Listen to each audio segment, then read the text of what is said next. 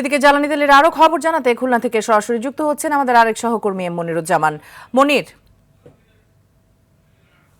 মনির, জেলাতে জ্বালানি তেলের জন্য ভোগান্তি কেমন দেখছেন এবং তেল সরবরাহ কেমন সেখানে জানাবেন। হ্যাঁ মিতু, সারা দেশে ফজরের আজানের পর থেকে পেট্রোল পাম্প গুলোতে বাইকারদের থাকতে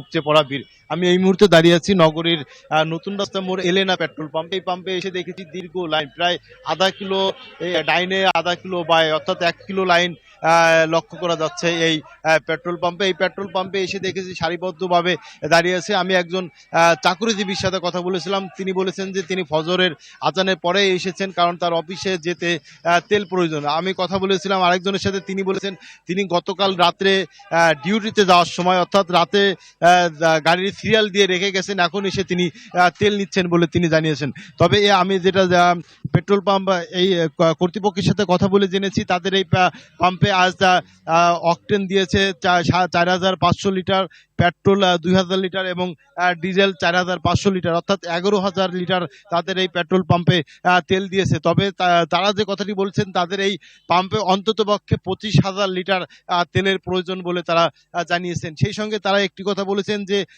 শহর নয়, বিভিন্ন গ্রাম অঞ্চল থেকে বিভিন্ন বাইকাররা এসে তাদের এই পেট্রোল পাম্পে সারিবদ্ধভাবে তেল নিচ্ছেন এবং এই পাম্প থেকে তেল নেওয়ার পরে অন্য পাম্পে যাচ্ছেন। এইভাবেই কিন্তু অনেকেই নতুন নতুন ব্যবসায়ী তৈরি হয়েছে বলে তারা জানিয়েছেন। তারা বলেছেন অনেকে এই পাম্প থেকে তেল নিয়ে সেই তেল বোতলে বাসায় রেখে আবার এসে তেল নিচ্ছেন বলে তারা অভিযোগ করেছেন।